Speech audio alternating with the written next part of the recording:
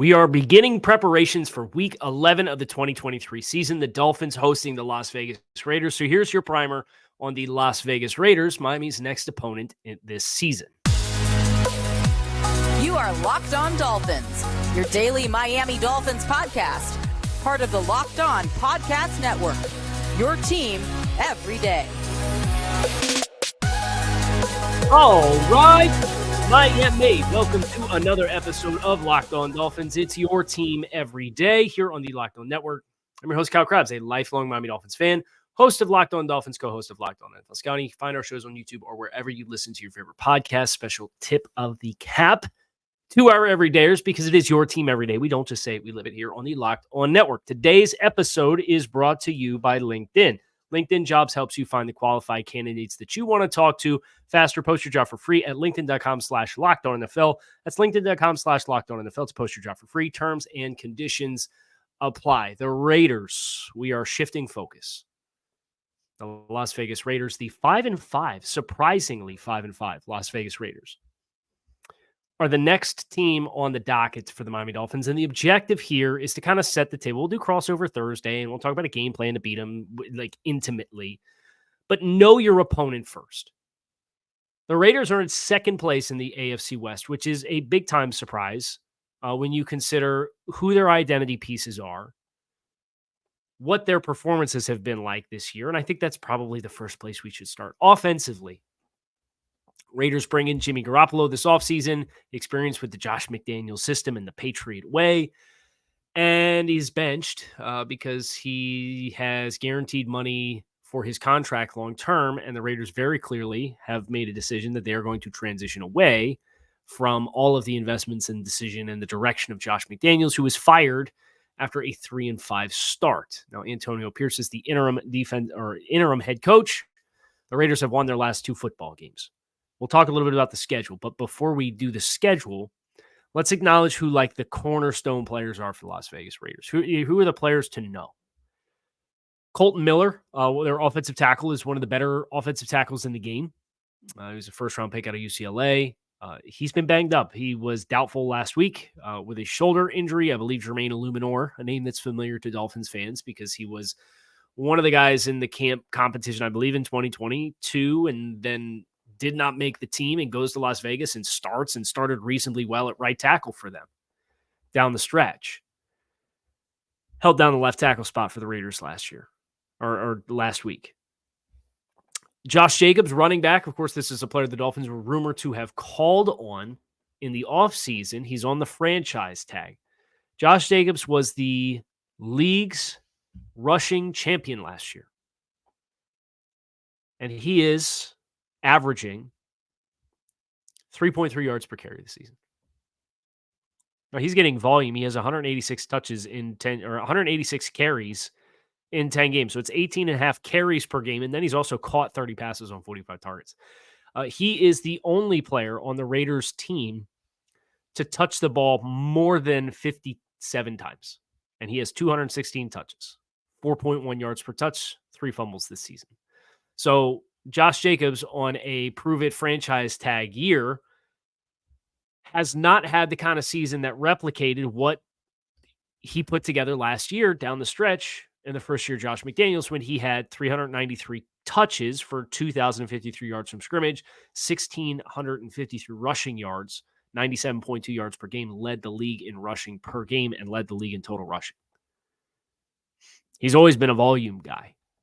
But he's leading the league in touches this year, and his yards per touch is a career worst.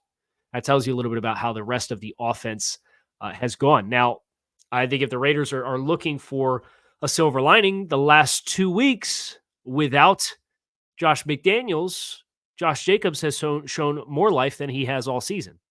Maybe not the most efficiency, but more life. He had 26 carries for 98 yards and 2 touchdowns against the Giants. And against the Jets last week, he had 27 rush attempts for 116 yards and 2 receptions for 11 yards. So he had his second best yards from scrimmage total last week against the Jets with 127 and then 98 yards the previous week. So he's over 100 yards from scrimmage per game. Now, from a touch perspective, that's also the 2 highest amounts of touches he's had all season, 29 and 26. They've gotten back to what it's supposed to look like, but explosive plays really aren't the name of the game here.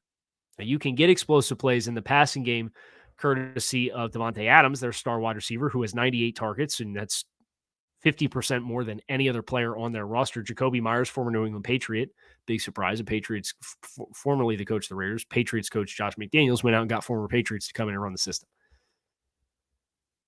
They funnel a lot of targets in the direction of Davante Adams. I will say his 58% catch rate is a testament of throwing targets for the sake of throwing targets. They have not been overly efficient with targeting him this year. He's averaging 11.6 yards per catch. He's got 65. He's on pace for like 1,100 yards and maybe 6 touchdowns this season. Those are the star players offensively for the Raiders. And then you expand upon that and you acknowledge that Jimmy Garoppolo has been benched for Aiden O'Connell, who's now up over 100 pass attempts on the season. And I think it paints a pretty good picture for your expectations. There's enough here. He started 3 games. You have enough of a sample size on what they're going to do. You have enough of a sample size on who he is and his own strengths and weaknesses.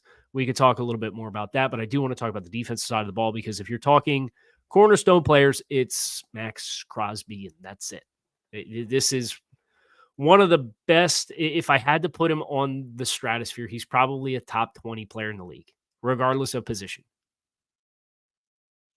Well, you want to account for quarterback positional value. I'm not going to argue with you.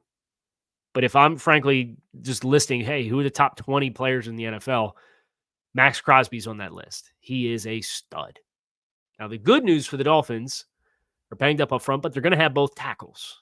Tron Armstead back last game against Kansas City, and Austin Jackson.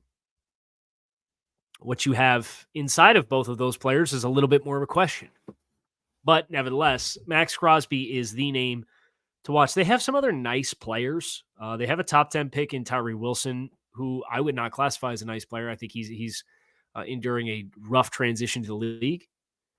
But Trevon Moehrig, who was a top 50 pick at safety out of TCU a few years back, he's got a couple interceptions. He's got a couple passes defensed. He is fourth on the team in tackles this season. That's a good player. It's a player you have to be mindful of. Now, I don't love what they have at corner. This team did claim Jack Jones off of waivers. The New England Patriots cut him. The Dolphins saw him twice. They need all the help that they can get. I'll be frank. The veteran corner is Marcus Peters. Last time the Dolphins saw Marcus Peters, he was getting cooked by Tyreek Hill against the Baltimore Ravens in week 2 of the 2022 season. So a high-risk, high-reward type of player. They get a lot of youth on that side of the ball. They have a lot of inexperience on that side of the ball. One player they have brought in that's been masterful for them is Robert Spillane. They brought him in for Pittsburgh. I would not call him a cornerstone player by any capacity. But he's outperformed expectations. He's got 3 interceptions this season. He's leading the team in tackles by about 21. Very productive player. It's a player you got to watch up the middle. So as we get ready to kind of build around a game plan and what the Raiders do, that's something to be mindful of. But I want to switch gears and talk about the passing offense for the Raiders and Aiden O'Connell and what his performance has been this season, what he was coming out of Purdue, and what the expectations should be for this Dolphins defense. That is coming up next on this episode of Locked On Dolphins, so stick with us. I want to make sure that you guys get a chance to get into the action with FanDuel this season. We're about the halfway point, so don't wait. FanDuel, America's #1 sportsbook. Right now, new customers can get $150 in bonus bets with any winning $5 moneyline bet. So pick the Dolphins to win on FanDuel against the Raiders, and if that manifests itself, and we'd like to think that it would, then you get yourself $150 in free bonus bets with that winning moneyline bet. If you've been thinking about joining FanDuel, there's no better time to get in on the action than right now. The app is super easy to use. There's a wide range of betting options, including spreads, props, over-unders, money line, and more. So visit FanDuel.com/LockedOn and kick off this NFL season. FanDuel, official partner of the NFL. And we mentioned LinkedIn already at the top of the show, but LinkedIn Jobs, listen, every potential new hire feels like a high-stakes wager for you and your small business, and that's why you have to check out LinkedIn Jobs. You want to be 100% certain that you have access to the best qualified candidates available, and LinkedIn Jobs helps find the right people for your team faster and for free. You can add your job in the purple hashtag hiring frame to your profile to spread the word that you are hiring. And simple tools like screening questions make it easy for you to identify the right candidates with the right skills for the right position. That's why small businesses rate LinkedIn Jobs #1 in delivering quality hires versus leading competitors. LinkedIn Jobs helps you find the qualified candidates that you want to talk to faster. So post your job for free at linkedin.com/LockedOnNFL. That's linkedin.com/LockedOnNFL to post your job for free. Terms and conditions apply. Aiden O'Connell, traditional pocket passer. I think that's probably the first thing you have to start with. And I think if you look at the quarterbacks that the Dolphins have played, and in particular the quarterbacks that the Dolphins have struggled with, Justin Herbert, Josh Allen, Jalen Hurts, Patrick Mahomes, these guys can get off the spot. Aiden O'Connell is not a get off the spot type of player. And I think that's very important for the Dolphins when you come into this game and you're getting ready to play the Las Vegas Raiders and you acknowledge this is a player who came in, Aiden O'Connell, and has posted a higher sack percentage on his dropbacks than Jimmy Garoppolo did. Jimmy Garoppolo was sacked on 7.2% of his dropbacks. Aiden O'Connell's almost at 9%. 9% of his dropbacks across 104 dropbacks in 4 games have been sacks. And you think about the health of Colton Miller. You think about the rest of the offensive line in general for the Raiders and where they're at. It's not a group of talented offensive line that you look at and feel they're going to have a lot of success in protection against you, which I think is why opening script and early game script is important, because if you can get Jermaine Illuminor, if it's not Colton Miller, and Dylan Parham and Andre James and Greg Van Roten and Thayer Munford, if you can get those guys into must-pass situations, you're going to have a problem. And I think that's when you reflect on what the Jets did with the Raiders last week, a game that the Raiders won 16-12. The Jets could not get it in the end zone. They easily dictated terms in the first half of the game. But they shot themselves in the foot perpetually and had to kick field goals, and the Raiders floated around and kept in it. Raiders finished with 126 passing yards against the Jets. They were outgained by almost 100 yards of offense. But they won this football game because they put a ball in the end zone. Miami at home, and the Raiders have won the last 2 games at home against the Giants and Jets. Both teams sliding in the wrong direction. So the Raiders are looking at themselves probably feeling pretty good. But this wasn't the doing of Aiden O'Connell and the life of the coaching staff. This was, I do think you get a bump when you fire your head coach. Players step up their performance. They realize the magnitude of what's at stake. And I think the Raiders had that intersection come against some of their softer opponents on the schedule. They had the Dolphins, the Chiefs the next 2 weeks, and then they're on the bye. I would guess that looks a lot more like the Detroit Lions Monday Night Football debacle, in which they lost 26-14, gave up 486 yards of offense, turned the ball over 3 times. They had 3 turnovers, and that's what allowed them to stay in the game. 486 yards of offense versus 157 yards of offense for the Raiders against Detroit, and they lost by 12 points. And that's what got Josh McDaniels fired. From a passing perspective, in totality, this team is 23rd in passing yards. They are 21st in net yards per attempt. They are dead last in the league in interceptions thrown with 14. From a turnover differential standpoint, they are 27th in turnovers and 22nd in turnovers forced. So their net there is not good. They are 26th in points per possession. They are 25th in average yards per possession.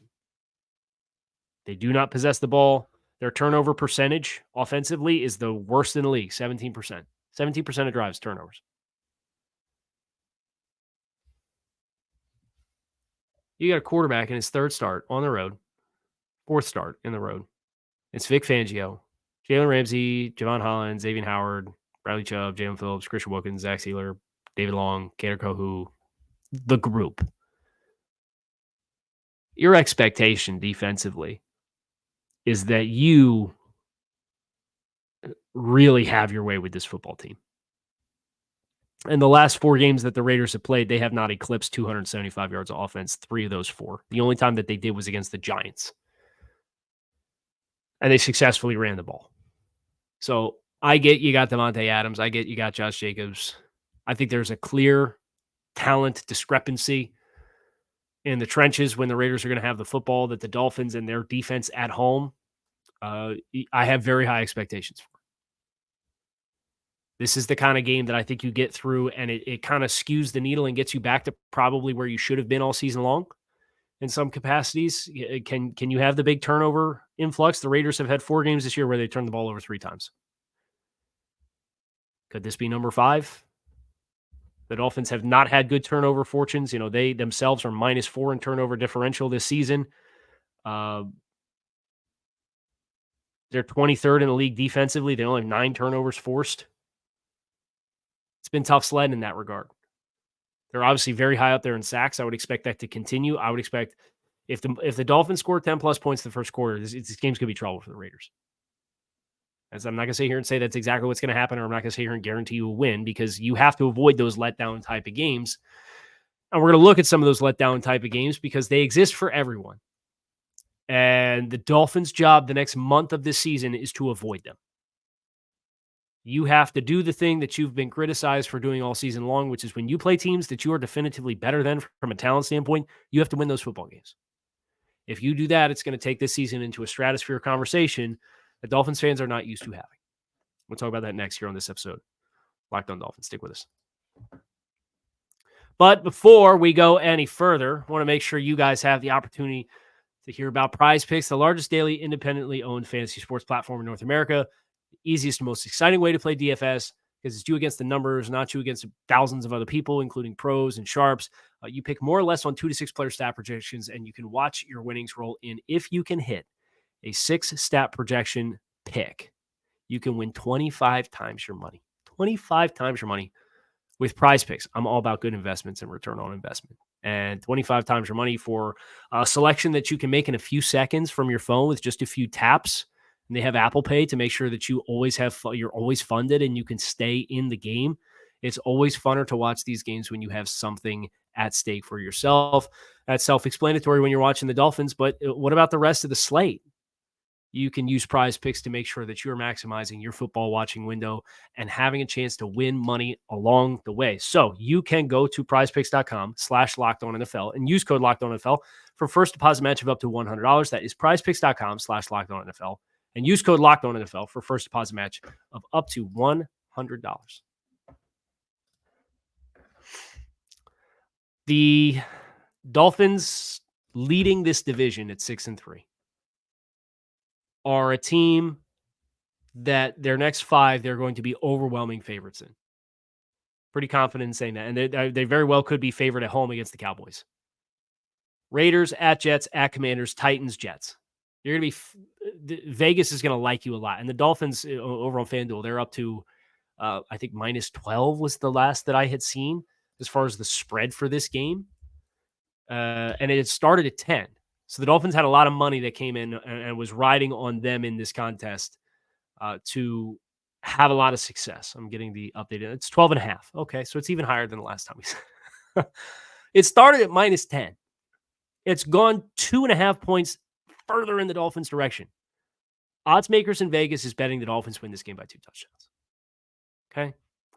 That makes you feel good about the game. But it does not guarantee that you're going to win the football game. And you don't have to look any further than the 2022 Super Bowl champions, Kansas City Chiefs, because that team, that season, lost to the Indianapolis Colts, who finished organically with a top 5 pick, 20-17. That season, they played a goofy game. And it happens. It happens to everybody. You look at the Philadelphia Eagles, last year's NFC conference champion and representative in the Super Bowl. They lost in Week 10 on Monday Night Football, their first loss of the season, to the Washington Commanders, 32-21. They turned the ball over 4 times. Washington finished 8-8. They had no business beating Philadelphia, but they did. And that was at home. Washington came into the Link and beat the Eagles. And the list goes on and on and on, where there are so many teams. The San Francisco 49ers last year played in the NFC Championship game, and they lost week 1 to the Chicago Bears 19-10. And I know it rained. I know it was wet. I know it was in Chicago. But Chicago finished with the number 1 overall pick in the draft, and they beat the 49ers in week 1. And if you want to make the argument that week 1 games are kind of weird, okay. But then the 49ers also lost to the Broncos 11-10 in week 3. These weird games exist, and they happen, and they've happened to a lot of teams. I think you can look at the Dolphins season last year, and it's probably a little bit more challenging to compartmentalize where those goofy games happened because there was some overlap with injuries that Dolphins team took. But how about the 2021 Dolphins team? Well, you lost to the Bills week 2. Tua gets hurt. Jacoby Brissett's got to play against the Raiders. You make the miraculous late push, and you lose in overtime because they can't call DPI on Will Fuller when it was very clearly and egregiously DPI. Then the Colts come in and they run all over you. They run for 139 yards, and you lose that game. Then you lose to the Bucs, and that's not really a surprise. And now you're 1-4, and you go overseas to London, and you play the Jaguars, who hadn't won in like 20 games, and you lost. You went for it on 4th down at midfield, and you lost that football game. And then you come home the following week, and the Dolphins go down the field, and they take the lead late in that game in the final 2 minutes, and the Falcons go down the field in the final 2 minutes and kick a game-winning field goal. Those 2 games you had no business losing as the 2021 Miami Dolphins, and they cost you the playoffs. That Jacksonville team was 3-14. That Atlanta Falcons team finished 7-10, and they were bad.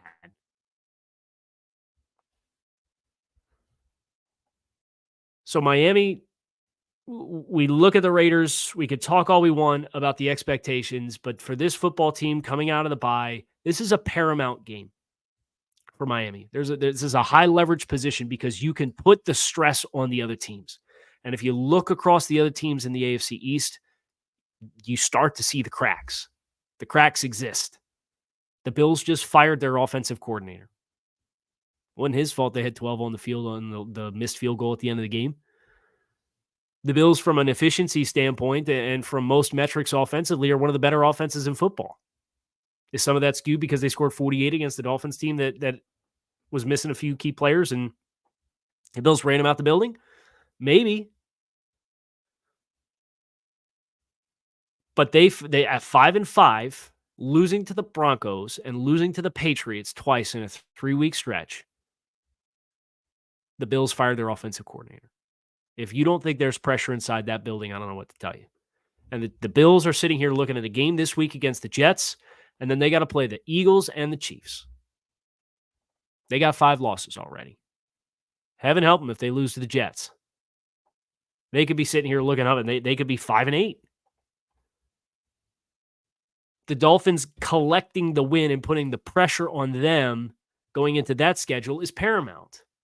The Dolphins collecting a win and putting pressure on the Jets, where if they were the team that would lose to the Bills, and then you're going into a head-to-head on a short week against Miami, well, that would be a team that would be 5-5 playing that football game against a team that has a 2-game lead. The pressure, you feel the pressure. And if the Dolphins are going to be the team we want them to be, putting their foot on the throat of these caliber teams while everyone else across the league may turn their nose up to it and sneer at the idea of it, this is how you close. And they've got the opportunity now, thanks to the bye week, with everybody else losing, that grip got a little tighter. And it's up to them to not take a game like this for granted so that they can maximize their opportunity this season. That is going to do it. We're going to do crossover Thursday tomorrow on the show. Looking forward to talking to your boy Q with Locked On Raiders. But that's going to do it for me here on this episode of Locked On Dolphins. It is your team every day. Make it a great rest of your day. I'm out here. Fins up.